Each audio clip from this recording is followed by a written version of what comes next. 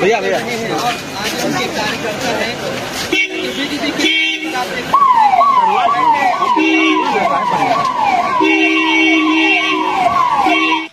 उनके कार्यकर्ता हैं कई बार प्रयास होने के बाद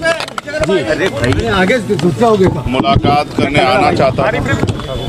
2 बार प्रयास किया तो उनकी तबीयत खराब थी जी, इस वजह से नहीं आ पाया जी। आज प्रयास किया और वो सफल हुआ जी। मेरी मुलाकात हुई, काफ़ी लंबी बात हुई और मेरा पूरा जो है ध्येय इस बात पे था कि उनकी तबीयत कैसी जी, क्योंकि मेरा उनका राजनीति से अलग जी एक बहुत करीबी दोस्ताना पारिवारिक रिश्ता है जी। तो मैं उनके मामलों को भी देख रहा हूँ। जिस तरह से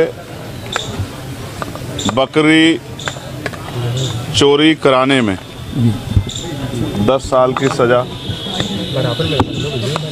ऐसे एक होता चोरी करना एक कराना जी, ऐसे छोटे छोटे मामलों में बड़ी बड़ी सज़ा। और जिस जज ने उनको निर्दोष करार दिया वो जज शाम के समय तक ट्रांसफ़र होकर दूसरे ज़िले में चले जाते हैं।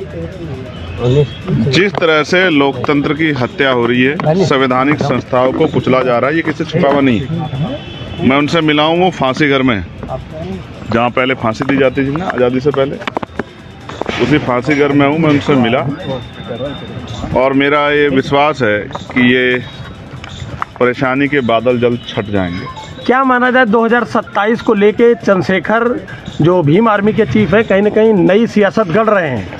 आप ये सोचिए, अगर मुझे कोई राजनीतिक नफा नुकसान की परवाह होती तो मैं चुनाव से पहले उनके पास आता, क्योंकि अगर वो एक बार थोड़ा सा इशारा कर देते तो बहुत बड़ा परिवर्तन उत्तर प्रदेश की राजनीति में उपचुनाव में हो जाता।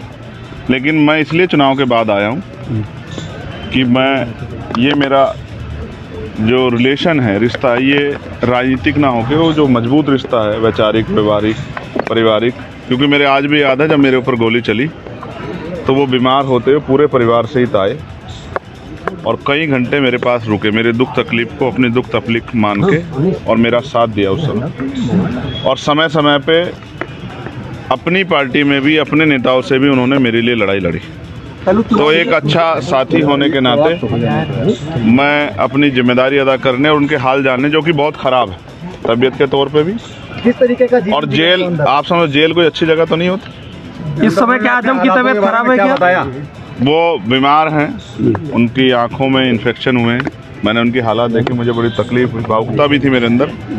मैं सरकार से ये अपील करूँगा कि राजनीति में वैचारिक विरोध हो सकता है, लेकिन जिस तरह से पिछले कुछ लंबे समय से ये देखा गया है कि अपने राजनीतिक विरोधियों को सरकारी मशीनरी का दुरुपयोग करके सत्ता ने हटाने का काम किया, ये अच्छा नहीं।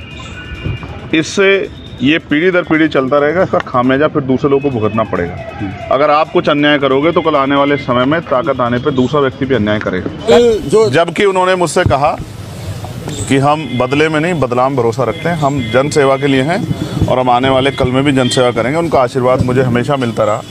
कल हुए उपचुनाव में जो जैसा रहा स्थितियां रही पूरे उत्तर प्रदेश में, उसको लेकर क्या कहेंगे? और पुलिस और सरकार ने कुछ दरोगाओं का सस्पेंशन भी किया है, क्या मानते हैं? ये जो चैनल्स का आप लोग देख रहे हैं, इनके एक शानदार पत्रकार को जिस तरह पुलिस ने और वहाँ के कुछ स्थानीय अराजक तत्वों ने जिस तरह से घसीटा, अपमानित किया, वहाँ के जिलाधिकारी को हस्तक्षेप करके उनको बचाना पड़ा। जिस तनाव में और जिस तरह की हिंसा में कल का चुनाव हुआ, शायद ही कभी इस तरह का चुनाव पहले हुआ। क्या आप 2017 किसी अधिकारी से बात करो, किसी कर्मचारी से बात करो, किसी मीडिया के बंधु से बात करो, सब लोग कह रहे हैं कि हमने अपने जीवन में इस तरह का हालात कभी नहीं देखे।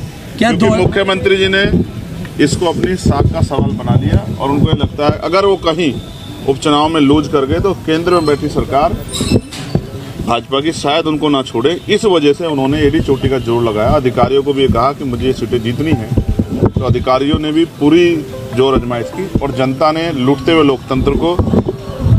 लोकतंत्र की लुटती अस्मिता को तो कहते हैं मैंने कार्रवाई भी करी, पुलिस वालों को सस्पेंड किया। अच्छा, वो पुलिस वाले किसका काम कर रहे थे? आप मुझे बताओ, अगर कोई गलत नहीं हो रहा तो सस्पेंड क्यों किए? ये तो वो हैं, मतलब आपकी चोरी पकड़ी गई तो आपने सस्पेंड किया, लेकिन जहाँ चोरी नहीं पकड़ी गई वहाँ तो हुआ। पहले समझो, अब आप समझो ना, अब ये चाइना का बॉर्डर नहीं है कि रिवॉल्वर निकाल के इंस्पेक्टर साहब को जनता को डराना पड़े। सर पहले हरदोई जेल में अब्दुल्ला से मुलाकात, अब आजम खान से मुलाकात, फिर आप उनके घर भी गए। तो मान लिया जाए 2027 में कहीं न कहीं चंद्रशेखर कोई नई सियासत गढ़ रहे हैं अंदर ही अंदर। आपको ऐसा लग रहा है? मेरा फर्ज है, अगर कोई परेशान है, तकलीफ में है और मेरा साथ है, तो एक सच्चे साथी का फर्ज ये होता है कि वो दुख के समय उनके साथ खड़ा हो। नहीं, आजम जी बड़े नेता हैं। सुख में तो